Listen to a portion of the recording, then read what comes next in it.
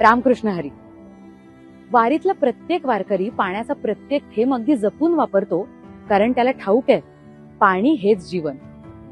पुण्यातही अशी एक व्यक्ती आहे, त्यानेही हाच ध्यास उराशी बाळगलाय. गळणारे असंख्य नळ थांबवून आणि पाण्याचे लाखो थेंब वाचवून. त्यांचं नाव आहे मकरंद टिल्लू.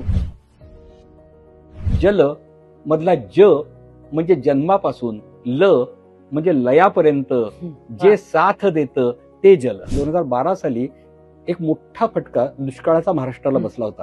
याचाच परिणाम लातूरमध्ये रेल्वेने पाणी गेलं होतं, कारण की तिथलं अख्खं जे डॅम होता, धरण, हे पूर्णपणे सुकलेलं होतं. अख्खं मैलोनमैल धरण सुकलेलं आहे हे बघताना खूप यातना झाल्या. ती जाणीव तिथे पहिल्यांदा झाली की अरे हे आपण, मग मी काय करतो. आणि मग विचार केला, जर मी सकारात्मकता मानसिकता ही आणण्यासाठी लोकांमध्ये काम करतोय, पाण्यामध्ये ह्या अनुषंगाने मला काही करता येईल का. आज हा ध्यास असंख्य गळणारे नळ थांबवून आणि लाखो थेंब पाणी वाचवून पूर्ण होत आहे. मी ठरवून टाकलं, आपण मात्र अनाथ नळांसाठी काम करायचं. आम्ही काय करतो, शाळा किंवा कॉलेजमध्ये जातो, तिथल्या विद्यार्थ्यांना सांगतो गळके नळ तुम्ही शोधा. गळके नळ ते शोधतात. जेवढे नळ ते शोधतात आम्ही फॉर्म देतो. त्या फॉर्म मध्ये लिहिलं असतं ठिकाण, एकूण नळ, त्यापैकी गळके किती. आमच्याकडे 4 अभियानाचे पिलर्स आहेत. पहिलं श्रमदान, दुसरं नळदान, तिसरं प्लंबरदान आणि चौथं व्याख्यान. पाण्याची बचत फक्त मोठ्या प्रकल्पातूनच होत नाही, तर ती आपल्या रोजच्या सवयीतून होत असते.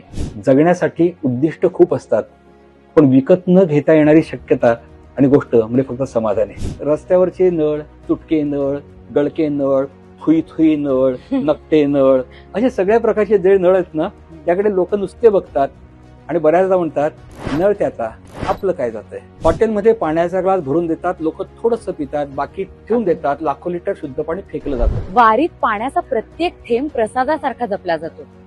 हीच सवय जर आपल्या जीवनात रुजली तरच हा प्रवास पूर्ण होईल. भारत इतका संतांची भूमी असल्यामुळे चांगला देश आहे.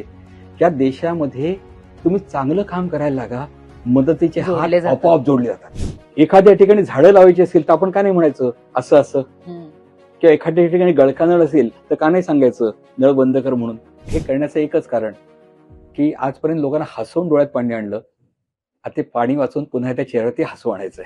मकरंद टिल्लू यांनी पाण्याचा प्रत्येक थेंब वाचवलाय परमेश्वराची देणगी समजून. आता वेळ आपली आहे. गळणारा नळ दिसला की दुर्लक्ष करायचं नाही, कारण आज आपण पाणी वाचवलं तरच उद्याची पिढी मनोहर आयुष्य जगू शकेल. रामकृष्ण हरी.